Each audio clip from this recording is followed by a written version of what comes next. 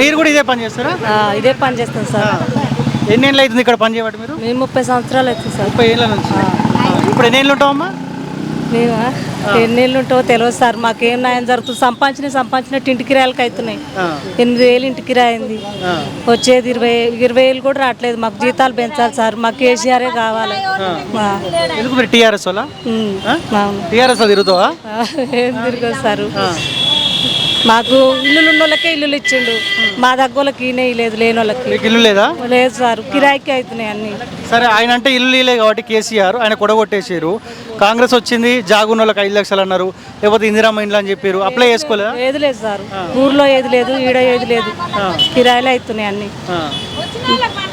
ఇప్పుడు మీ ఎమ్మెల్యే చనిపోయింది తెలుసా? తెలుసు. పోయిరా చూడనికి పోయిరామ్మా? లేదు సార్. మమ్మల్ని మా కాడికి రాణిస్తారా సార్? మీరే ఉంటారు శుభ్రం చేసే కార్యక్రమాలు మొత్తం చేయించేంత వరకే మేము. తర్వాత ఇక మేము పనికిరాము. కనీసం చూడడానికి కూడా పోలే, ఎవరు విలువలేదు. పోలేదు సార్.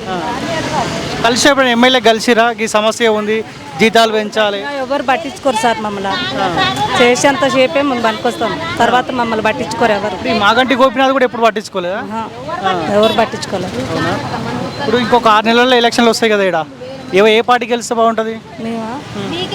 కేసీఆర్ గెలవాలి సార్. కేసీఆర్ గెలవాలి. కేసీఆర్. ఎవరెవరు తిరుగుతారు ఇక్కడ? లీడర్లు తిరుగుతురా? ఇప్పుడు ఎలక్షన్లు వస్తాయి కాబట్టి అందరు తిరుగుతూనే ఉంటారు కదా. ఏమో తెలియదు సార్.